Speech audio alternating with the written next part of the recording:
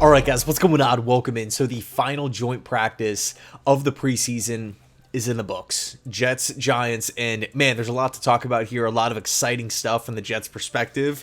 Now, I'm not going to sit here and say that the Jets just blew the Giants out of the water on every single facet. The Giants supposedly made a lot of plays as well, and certain players flashed, especially Brian Burns. And we're going to talk about him in just a second here, but I think it needs to be said, right? Last preseason game on Saturday, it's still up in the air on whether or not the starters will be playing. Saleh, in his pre-practice presser, said that he's already made the decision, but he hasn't told the team for whatever reason. So again, it's still up in the air. I would say at this point, it's tough to imagine, these guys rolling out there, especially with the added workload, especially after Aaron Rodgers' comments about this being, one of the harder training camps that he's had in the last 7-8 years.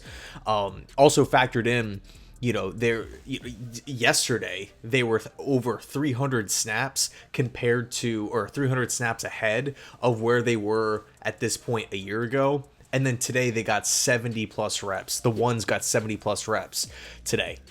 And obviously it was a joint practice setting. So, tempers a little bit higher, intensity a little bit higher, fire a little bit higher. But, personally, if I'm Saleh, I really would not mind seeing the starters for a drive, right? Maybe a drive or two. That's just me. I'm not, saying I'm right here or anything. That's just my opinion. I personally wouldn't mind it. Given that we haven't seen any of these guys outside of Joe Tippmann all preseason. The only player that I'm pretty hesitant with is Tyron Smith, just because, he's taken so many veteran rest days. I don't want to just, potentially just screw everything up in the last preseason game. And if he doesn't really feel the need to play, then I want to go with his word as a head coach. I think I would, or offensive coordinator in Nathaniel Hackett. I think I would be okay just saying, hey, you know what, we're just going to give it to Olu this week, so the starting 4 plus Olu. But then again, you have the weird question of, okay, well, Olu's been practicing at right tackle. Do you just swap him back over to left tackle for the game? It just opens up a different can of worms here. So I think ultimately we probably will not see a lot of the Jet starters. Again, I'm fine seeing, a big Will McDonald workload, a big Joe Tippmann workload. Some of these younger players, the young core players that you feel like could really benefit from reps, like Gardner. You don't really feel the need that he has to be out there. Breece Hall, you don't really get that feeling. But with some of these other guys, I think it would definitely help. Now, before we dive into the practice here, I do want to mention this, right? We got through the bulk, right, 95% of the preseason period, voluntary OTAs, minicamp, training camp, the joint practices, 2 preseason games with no major injuries. Right, no, let me rephrase that. No major injuries to starting players. Of course, we have some minor things. According to Saleh, Michael Carter's injury is not serious, but yet he continues to miss practice. So something to monitor there. Olu Fashanu does have an elbow strain. Mike Williams should be good to go practicing in team drills starting next week. But at this point right now, we have not seen any sort of like massive setback from Aaron Rodgers' Achilles or, AVT's Achilles. Jermaine Johnson is out there. Sauce Gardner, the bulk of this, CJ Mosley, right? These guys are out there. They're healthy. We have not had some sort of like crazy Carl Lawson situation or Mekhi Becton situation where, we're just going about our day. We check our phone and then boom, our, starting left tackle goes down, or our starting defensive end goes down for the entire season.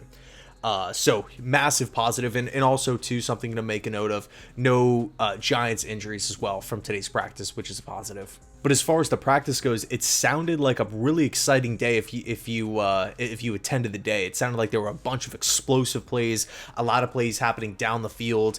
Garrett Wilson popped off and had an excellent day. Aaron Rodgers was out there looking sharp, throwing ropes, slicing up the Giants defense. That's exactly what you want to hear, right? Coming off of 2 weird practices, obviously not yesterday, but the day prior, and then the joint practice against Carolina. Carolina won the day. So, it's good to see in this joint practice setting, the Jets offense starting to fire. They're starting to click and get in the end zone.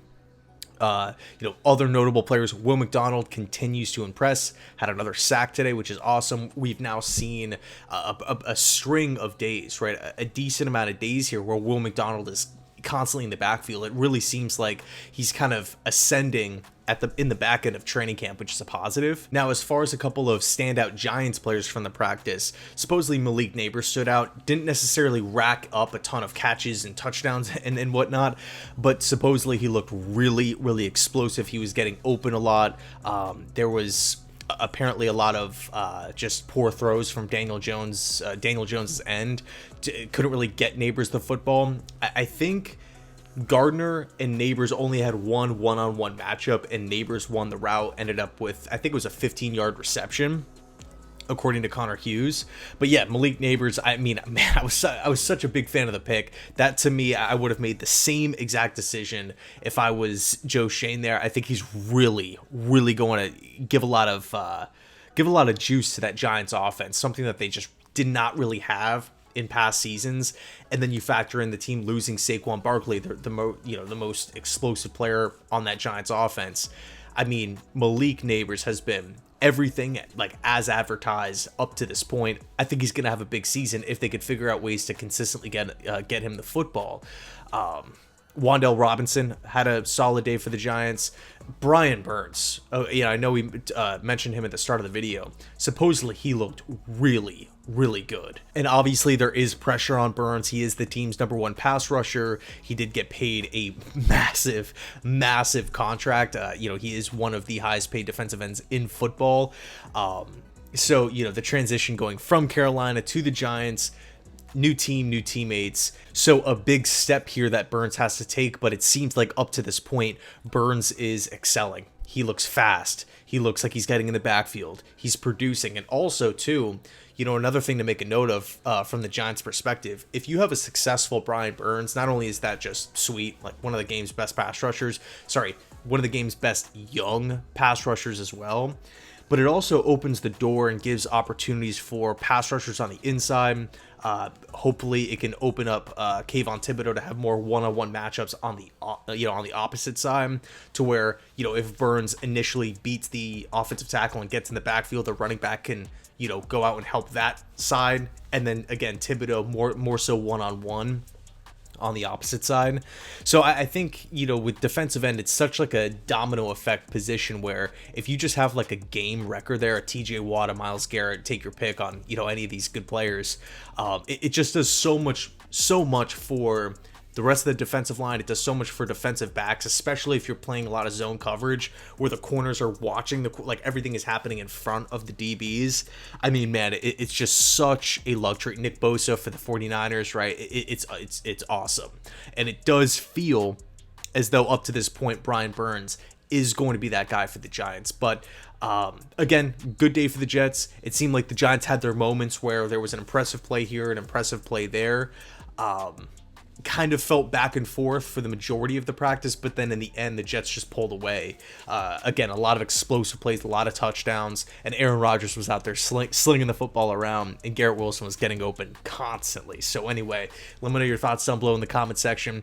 We got the last preseason game on Saturday before it all kicks off Monday night against the 49ers. Man, I cannot wait. It's going to be crazy. Anyway, thanks so much, and as always, go Jets.